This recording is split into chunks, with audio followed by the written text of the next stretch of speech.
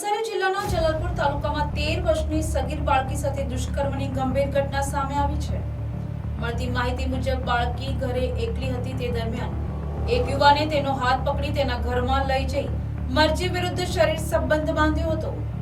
આરોપી અવારનવાર લગ્નની લાલચ આપી સગીર બાળકી સાથે દુષ્કર્મ કર્યું હોવાનું ફરિયાદમાં જણાવાયું છે,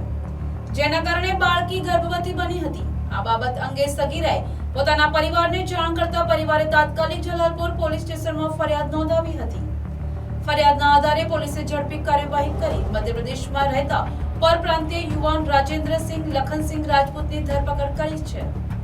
હાલ આરોપી સામે કાયદેસરની કાર્યવાહી હાથ ધરવામાં આવી છે। આ સમગ્ર મામલે ડીવાયએસપી એસસી એસટી સેલ દ્વારા વધુ તપાસ હાથ ધરવામાં આવી રહી છે। પોલીસ દ્વારા સગીરાને ન્યાય મળે તે દિશામાં કાર્યવાહી કરવામાં આવી રહી હોવાનું જણાવાયું છે।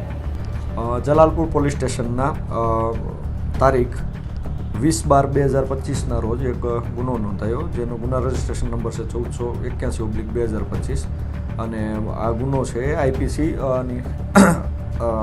બીએનએસની કલમ 64(2)(1), 65(1) તથા પોક્સો એક્ટની કલમ 4(6) અને એટ્રોસિટી એક્ટની કલમ 3(1)(W)(1)(2) અને 3(2)(5) 3(2)(5) એ મુજબનો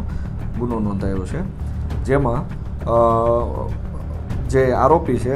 રાજેન્દ્રસિંહ લખનસિંહ રાજપૂત, જે મૂળ રહેવાસી એમપીનો છે, પરંતુ તે હાલ જલાલપુર વિસ્તારના જે ગામડામાં રહે છે અને જે ભોગ બનનાર છે એમના પિતરાઈ બેન સાથે એ રિલેશનશિપમાં એમને ત્યાં જ ઘરે જ રહે છે અને આ લોકો ભોગ બનનારના પિતરાઈ બહેનો જે ટોટલ જે બહેનો છે બધા એની સાથે જ આ લોકો મૂળ કામ કરતા હતા। તો આ અરસામાં એક વખત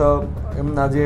રિલેશનમાં જે બેન છે અને એના બીજા બધા બહેનો એ જ્યારે કામ પર જતા રહેલા ત્યારે આ વ્યક્તિએ પાછળથી હું કામ પર આવું છું એવું કહીને બાનું ગોતીને એકલતાનો એને લાભ ઉઠાવ્યો અને એના ફળિયામાં જે દીકરી રહેતી હતી તો એમને બળજબરીપૂર્વક એના ઘરેમાં લઈ ગયો અને ત્યાં એના મરજી વિરુદ્ધનો એના શરીર સંબંધ તારીખ 20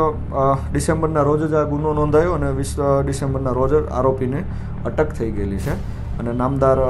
કોર્ટ સમક્ષ આરોપીને તારીખ 21ના રોજ પ્રોડ્યુસ કરતા કુલ 3 દિવસના રિમાન્ડ મંજૂર થયેલા છે અને હાલ આરોપી પોલીસ કસ્ટડીમાં છે।